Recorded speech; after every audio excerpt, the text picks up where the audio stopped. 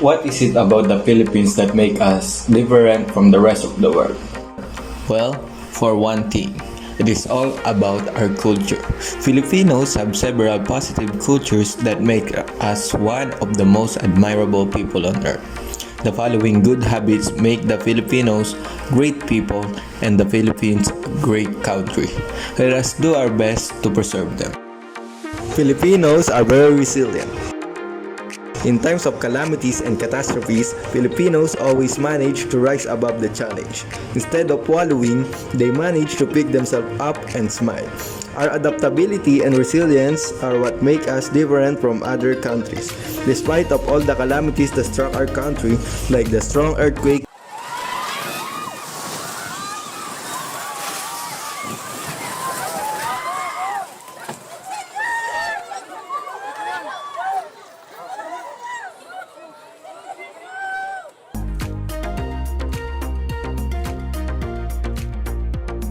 and Super Typhoon Yolanda that devastated the central part of Visayas in 2013.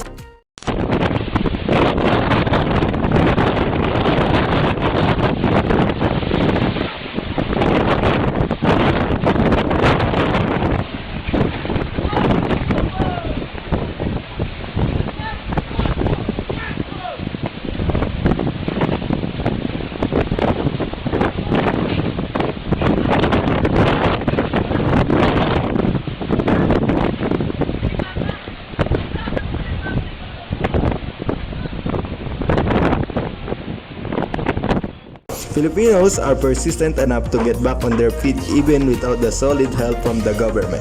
We can also adapt to any type of environment and mingle with any kind of people all over the world. Faithfulness. The Filipinos are one of the most faithful in the world.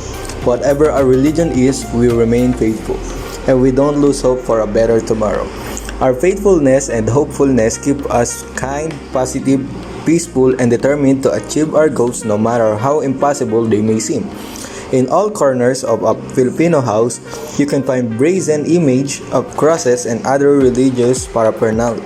They go to church every Sunday or sometimes even twice or three times a week. Bayanihan spirit. We are in close relationship with our neighbors, in barangays, and most subdivisions. The people in the neighborhood know each other, talk to each other, help each other, and protect each other.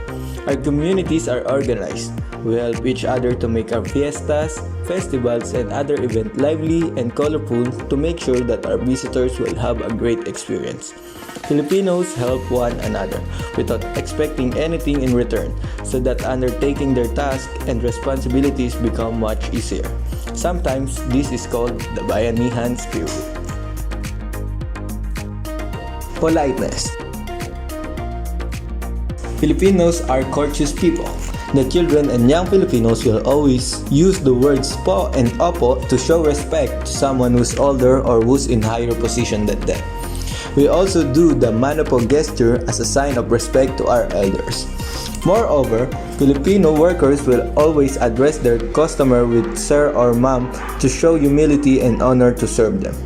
From the moment they are born into this world, they are already taught how to be respectful by using these simple catchphrases, po and opo. They have a culture of pagmamano, which is where they raise the back of the hands of their elders to their forehead as a sign of respect. Oriented. In the Philippines, it is family first. So whether you are part of the immediate family or you belong to the third or fourth generations, you are treated as a family member. Sometimes even the closest of friends are considered family too. Filipinos are willing to make big sacrifices just to make sure that their loved ones will have a good life. Parents will do anything just to give us a brighter future. Are even willing to work in a foreign soil just to achieve such goal. And in return, we study hard and even sacrifice our personal love life just to fulfill the dreams of our parents for us. Furthermore, many Filipino breadwinners work extraordinarily hard just to earn money to support their family. Lastly, the resourcefulness and creativity. Filipinos are known for ingenuity. We are creative in many ways, whether it's in art, music, science, technology, and business. Sometimes of our smartest countrymen can come up with a brilliant idea despite of poverty or lack of financial resources. We are also good in recycling trash and turning them into ingenious products. We've all been looking at the good side of our Filipino culture. However, its negative side wouldn't gradually disappear just because we try to ignore it. Time couldn't heal this wound.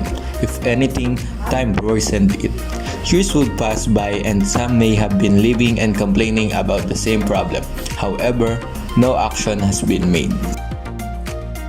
The first one is tardiness. It is now a common thing with Filipinos. As a matter of fact, even before Filipinos were already tardy, according to Brian Tan, Filipino time was coined by the Americans in the 1900s because they were irritated by the lack of punctuality of Filipinos.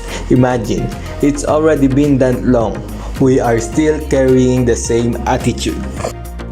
This attitude of being late has now become a stereotype when talking about Filipinos. Isn't it quite infuriating to hear that Filipinos are tardy human beings? Though in reality, not all Filipinos are fond of being late. It is infuriating to hear that from other people. However, if we think about it, if we were to be placed in a situation where we waited for minutes that became hours, even I would be pissed off. We should start disciplining ourselves and be the better person we should be. Start now. Learn to always arrive on time. Next is the crab mentality. They cruelly pulling each other down, though since they are crabs. They are only grabbing anything they can grab to get out of water. It is a different thing when it comes to human beings. We are not crabs, so we should stop acting like one. Why can't we find joy in others' success? Is it because of insecurity? This is one of our toxic culture that I despise most. Ang puno kapag hitik sa bunga, binabato. Those who stand out are more often thrown with the words that would hurt them. A common scenario would be seen in class. Instead of helping each other out, some student tends to attack a person's weakness just to be on top. Bullying would be a great example. It's all about superiority, grabbing any chance you can get even if a person would end up hurt in the end. They are purposely looking for the flaws and mistakes that would surely destroy one's self-esteem and the chance to enjoy themselves. Wake up, people. Dragging people down won't place you on top.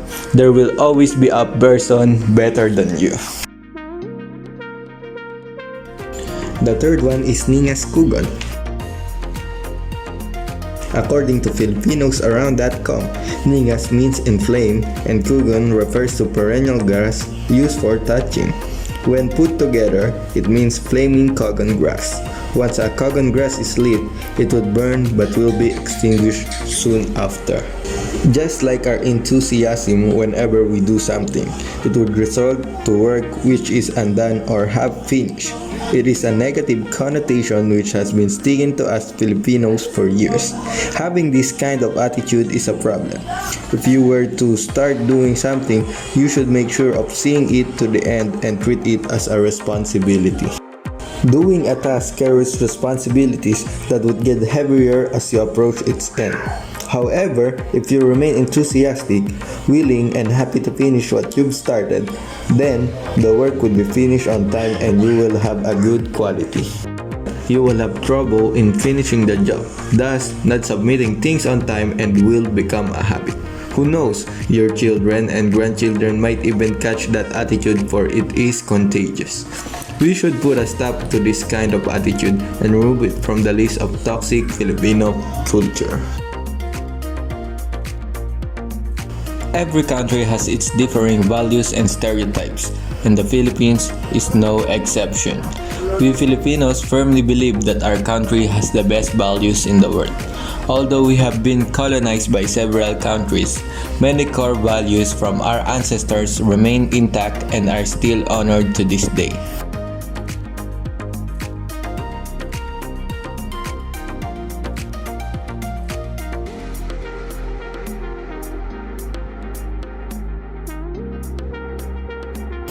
Filipinos are not perfect, but we have great characteristics and qualities every one of us should be proud of.